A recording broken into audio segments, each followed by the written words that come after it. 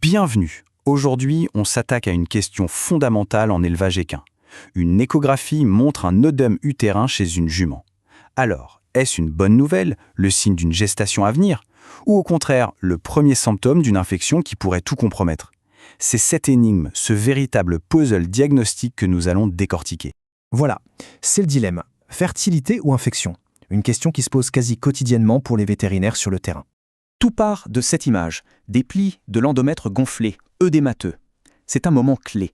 Parce que savoir interpréter correctement ce signe, eh bien, ça peut faire toute la différence entre une saison de reproduction réussie et un échec total. Allez, commençons par le scénario idéal, celui qu'on espère tous voir. On va parler de l'œdème normal, celui qui est un signe de bonne santé et de fertilité. Donc, cet œdème, qu'est-ce que c'est au juste ? C'est tout simplement un gonflement naturel de la paroi de l'utérus, ce qu'on appelle l'endomètre. C'est un processus complètement normal, piloté par les hormones, les œstrogènes, et c'est un excellent indicateur que la jument se prépare à être saillie.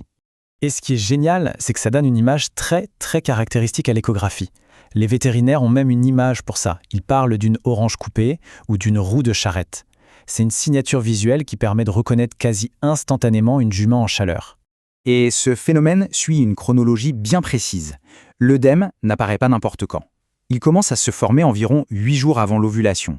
Il atteint son maximum juste un peu avant, puis, pouf, il disparaît très vite juste après l'ovulation.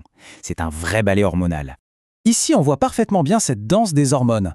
Pendant les chaleurs, c'est le règne des œstrogènes. L'œdème est à son maximum, l'utérus est prêt à accueillir. Puis, hors chaleur, c'est la progestérone qui domine. L'œdème disparaît, l'utérus devient dense, homogène, prêt pour une éventuelle gestation. Deux ambiances totalement différentes. Donc pour résumer cette première partie, chez une jument en parfaite santé, voir cet œdème de l'endomètre, c'est une très bonne nouvelle. C'est le feu vert que tout le monde attend. Mais parce qu'il y a un mais, que se passe-t-il quand ce signe, en apparence si positif, cache en fait un problème bien plus grave?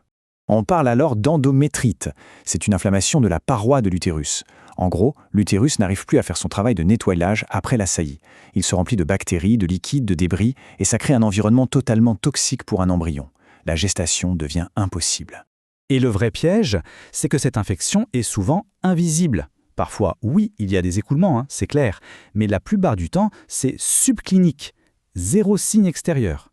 Le seul indice, ça peut être justement un œdème à l'échographie qui est bizarre, trop important ou qui ne disparaît pas quand il le devrait. Alors, la grande question, c'est comment on fait pour ne pas se tromper? Comment différencier le bon œdème du mauvais? C'est un vrai travail d'enquêteur. En pratique, on se base sur une sorte de checklist. Chez la jument saine, on a notre belle roue de charrette et pas de liquide. Simple. Chez la jument suspecte, l'image est floue. L'œdème est excessif. Mais surtout, le deuxième indice, c'est la présence de liquide dans l'utérus. Et enfin, le verdict final, c'est la cytologie. Si on trouve des cellules inflammatoires, les neutrophiles, alors le diagnostic d'inflammation est confirmé. Et il faut vraiment insister sur ce point, voir du liquide dans l'utérus, ce n'est jamais anodin. C'est un énorme drapeau rouge. C'est presque toujours le signe qu'il y a une inflammation active en dessous. Attention, petite nuance, mais elle est capitale. Cette étude nous dit que l'œdème excessif, ce qu'on appelle l'hyperœdème, pris tout seul, n'est pas un bon outil de diagnostic. Il faut vraiment le combiner avec les autres signes pour être sûr.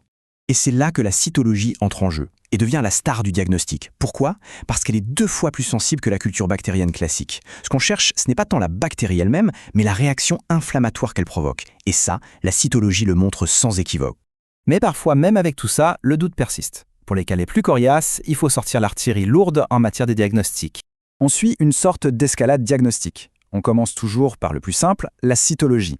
Si ça ne suffit pas, on passe à l'étape supérieure, la biopsie. Là, on prend un petit bout de tissu pour l'analyser. Et si le mystère reste entier, l'étape ultime, c'est l'hystéroscopie. On rentre une petite caméra directement dans l'utérus pour aller voir de nos propres yeux ce qui s'y passe. Il y a aussi des technologies plus pointues, comme l'échographie Doppler.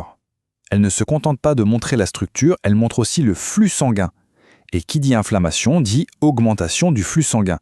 C'est un autre indice très précieux d'une inflammation active. Et là, on est vraiment dans la haute technologie. La chromoendoscopie, c'est comme utiliser un stabilo. Pendant l'hystéroscopie, on injecte un colorant qui va se fixer spécifiquement sur les zones anormales, enflammées. Ça permet ensuite de faire des biopsies ultra ciblées et donc d'avoir un diagnostic d'une précision redoutable.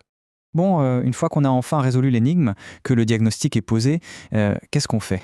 Heureusement, il existe tout un arsenal thérapeutique. On peut faire des lavages utérins pour nettoyer mécaniquement, utiliser des hormones pour aider l'utérus à se contracter et à se vider, donner des antibiotiques bien sûr, et même utiliser des produits spécifiques pour casser les biofilms, ces forteresses que construisent les bactéries.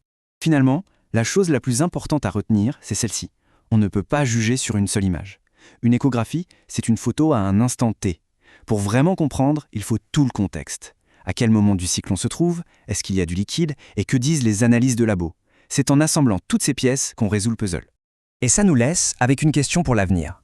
Avec des outils de plus en plus performants, on devient de mieux en mieux capable de diagnostiquer. Mais la prochaine étape, la prochaine frontière, ne serait-elle pas de passer du traitement à la prévention? Comment gérer la fertilité de manière encore plus proactive? Le débat est ouvert.